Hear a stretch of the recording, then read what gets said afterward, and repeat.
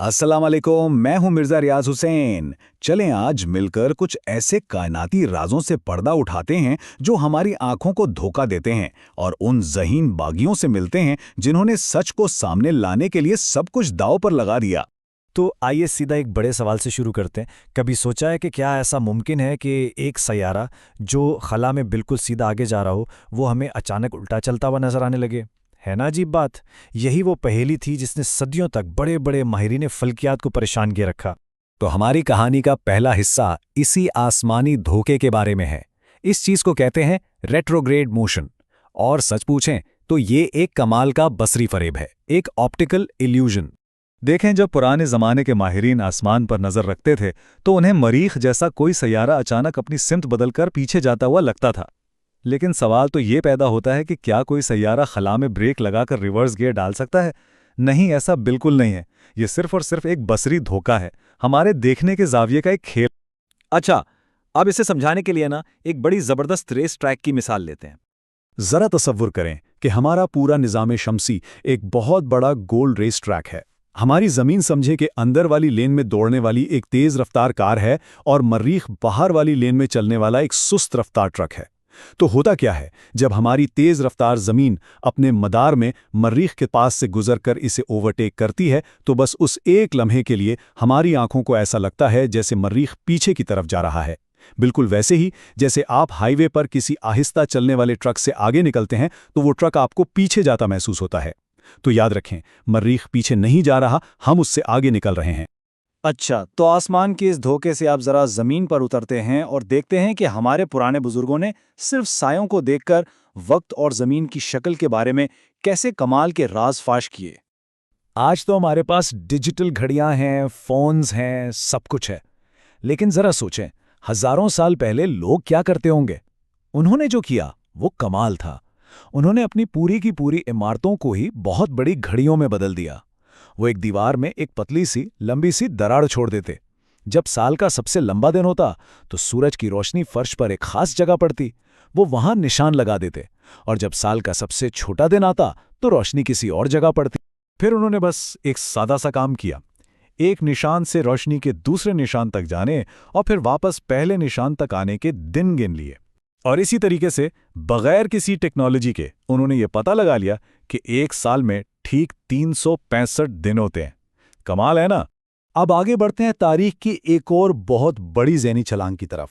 ये कहानी है उस बात की कि कैसे सिर्फ दो छड़ियों और साए की मदद से ये साबित हो गया कि हमारी ज़मीन चपटी नहीं बल्कि गोल है। 2000 साल से भी पहले एराटोस्थीन्स नामी एक यूनानी मुफक्किर ने एक बहुत ही अजीब चीज़ नोट की।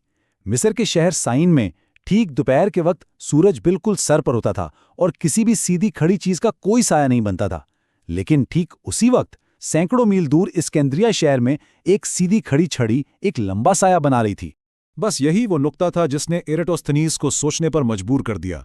उसने खुद से एक बहुत अहम सवाल पूछा, भाई अगर जमीन बिल्कुल चपटी होती, एक मेज की तरह, तो क्या तब भी ऐसा हो सकता था कि दो शहरों के सायों में इतना फर्क हो? जवाब था नहीं, कभी नहीं। अगर जमीन चपटी होती तो सूरज की किरणें हर जगह एक ही जाविये से पड़ती और दोनों शहरों में साया या तो एक जैसा होता या फिर होता ही नहीं। सायों का ये फर्क यही इस बात का पक्का सबूत था कि जमीन की सतह सीधी नहीं बल्कि खमीदा है, यानी गोल है। और कमाल तो ये है कि सिर्फ इसी मुशाहिदे की बुनियाद पर उन्होंने जमीन के पूरे घेर यानी सर्कमफ्रेंस का हिसाब तक लगा लिया था। और अब हम पहुंचे हैं अपनी कहानी के सबसे ड्रामेटिक, सबसे इनकलाबी मोड़ पर। यह कहानी है एक बागी की, एक ऐसे बागी की जिसने एक टेलीस्कोप से कायनात के बारे में हमारी सोच को हमेशा के लिए बदल दिया। जी हां, हम बात कर रहे हैं गैलीलियो की। गैलीलियो ने टेलीस्कोप इजाद नहीं की थी, लेकिन उसने इसे कई गुना बेहतर बनाया और पहली बार इंसान की आंख को आसमान की उन गहराइयों तक पहुंचाया जहां पहले कोई नहीं पहुंचा था। उसने देखा कि चांद कोई बिल्कुल हमवार चमकता हुआ गोला नहीं है, बल्कि उस पर हमारी जमीन की तरह ही गड़े हैं, ऊंचे ऊंचे पहाड़ हैं। और फिर उसने वो चीज़ देखी जिसने सब कुछ बदल दिया। उसने देखा कि मुश्तरी सैयारे के गिर्द 4 छोटे छोटे चांद घूम रहे।